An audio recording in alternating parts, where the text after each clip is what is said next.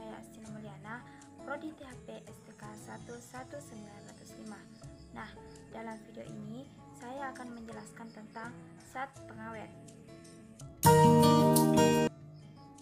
Zat pengawet adalah bahan yang ditambahkan dengan tujuan menghambat atau mencegah tumbuhnya mikroorganisme sehingga tidak terjadi proses penguraian atau pembusukan. Menurut Permenkes nomor 722/Menkes/9/1988, bahan tambahan pangan adalah bahan yang mencegah atau menghambat fermentasi, pengasaman, atau peruraian lain terhadap pangan yang disebabkan oleh mikroorganisme. Pengawet termasuk bahan tambahan pangan yang diizinkan penggunaannya dalam produk pangan.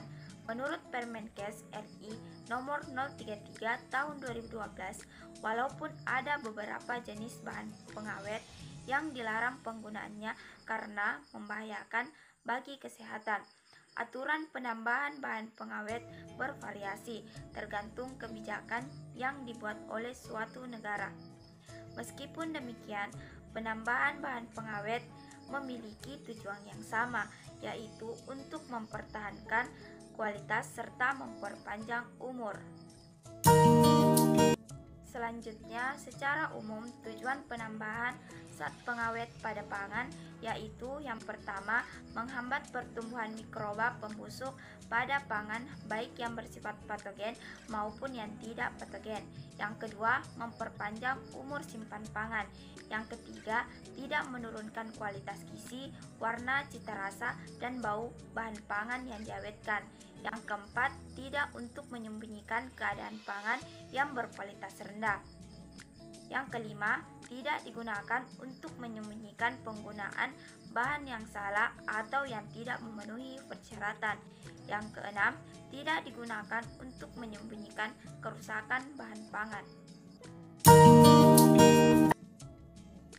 Nah, adapun jenis-jenis bahan pengawet menurut pakar gizi dari RS Internasional Pintar Banten, secara garis besar zat pengawet dibedakan menjadi 3, yaitu yang pertama GRAS, General Recognized Safe, yang umumnya bersifat alami sehingga aman dan tidak berefek racun sama sekali.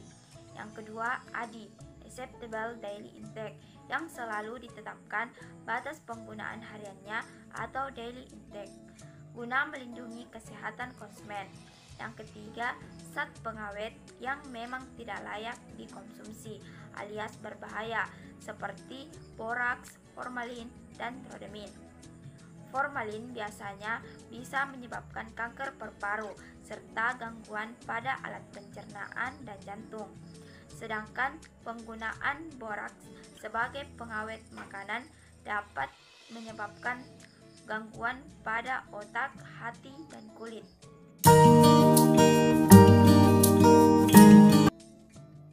Pemakaian bahan pengawet dari satu sisi menguntungkan karena dengan bahan pengawet, bahan pangan dapat dibebaskan dari kehidupan mikroba, baik yang bersifat patogen yang dapat menyebabkan keracunan atau gangguan kesehatan lainnya, maupun mikrobial yang non-patogen yang dapat menyebabkan kerusakan bahan pangan, misalnya pembusukan. Namun dari sisi lain, bahan pengawet pada dasarnya adalah senyawa kimia yang merupakan bahan asing yang masuk bersama pangan yang dikonsumsi.